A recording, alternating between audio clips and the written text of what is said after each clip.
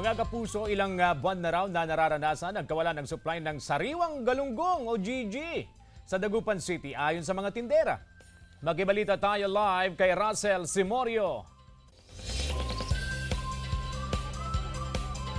Russell, good morning!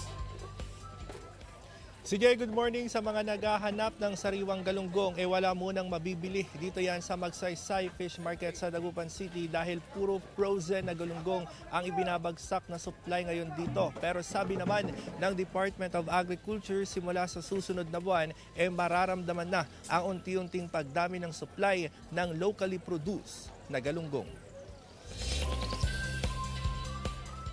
Naglalaro sa 160 hanggang 170 pesos ang presyo ng kada kilo ng galunggong sa Magsaysay Fish Market sa Dagupan City.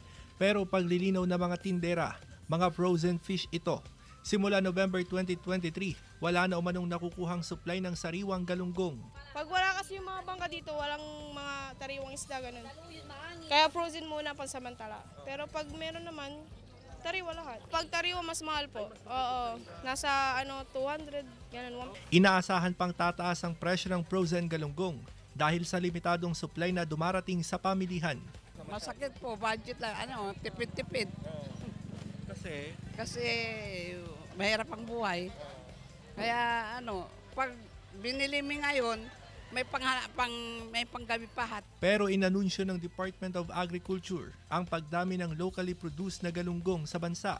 Magsisimula na kasi sa Marso hanggang Hunyo ang fishing season ng galunggong. Sa pagdami ng supply ng lokal na galunggong, inaasahang bababa rin sa 130 hanggang 150 pesos per kilo ang presyo nito sa merkado. Ayon sa isang fishery expert, Marso ang simula ng fishing season ng galunggong dahil sa pag-init ng temperatura.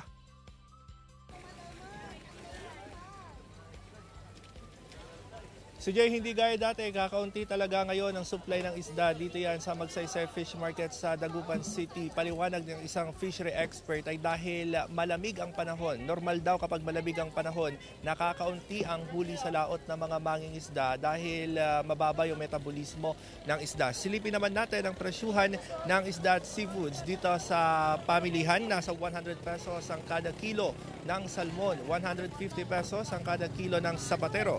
Naglalaro sa 150 hanggang 160 pesos ang kada kilo ng bangus, 100 pesos ang kada kilo ng tilapia, 180 hanggang 300 pesos ang kada kilo ng pusit. Ang hipon mabibili sa 400 pesos kada kilo, habang nasa 80 pesos per kilo ang tahong.